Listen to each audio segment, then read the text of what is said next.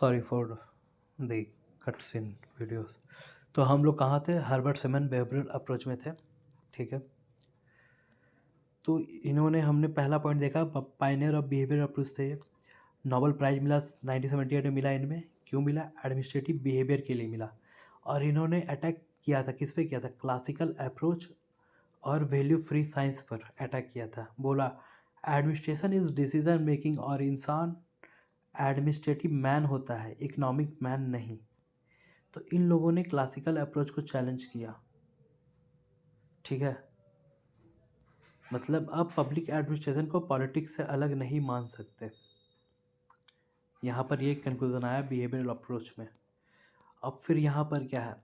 1948 से 1970 तक crisis of identity. Public administration किसका बेटा है?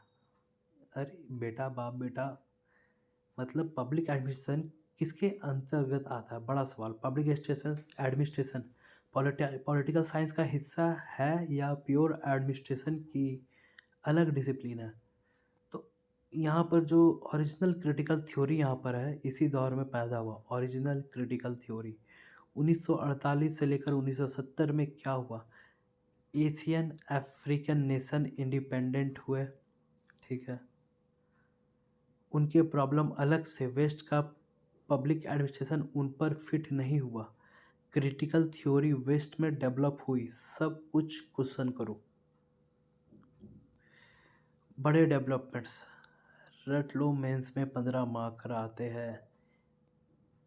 New human relation approach, Chris Argyris, Douglas McGregor, Rensis Likert, Warren Bennis. इन्होंने हिंदी में एक थ्योरी एक्स और थ्योरी वाई दिया। इंसान को मशीन मत समझो। कंपैरेटिव पब्लिक एडमिनिस्ट्रेशन शुरू हुई। दुनिया के एडमिनिस्ट्रेटिव सिस्टम कंपेयर करो। फिर इकोलॉजी अप्रोच स्टार्ट हुआ फ्रेडरिक्स के द्वारा।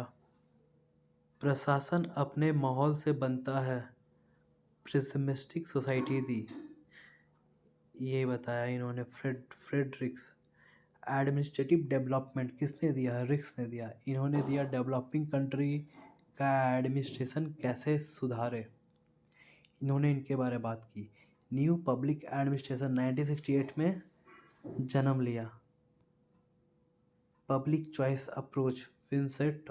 अच्छा, ये सब जो पढ़ा, क्रिटिकल पर्सपेक्टिव सब पावर का खेल है, मार्क्सिस्ट व्यू। तो यहाँ पर अब बात लास्ट यहाँ पर टॉपिक, फर्स्ट मिनो बुक कॉन्फ्रेंस 1968 में हुई।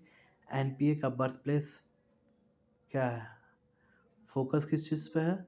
Relevance, value, social equality. Changes क्या हुए?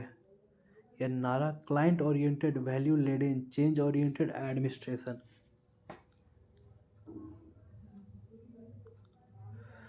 तो यहाँ पर क्या आ रहा है? न्यू पब्लिक एडमिनिस्ट्रेशन में 1968 में नियम से ज़्यादा लोग इम्पॉर्टेंट है, मतलब ह्यूमन रिलेशन आपस में, ये इम्पॉर्टेंट है।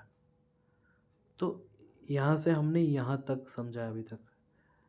ठीक है, तो जो भी इंफॉर्मेशन है ना, वो आप याद रखो।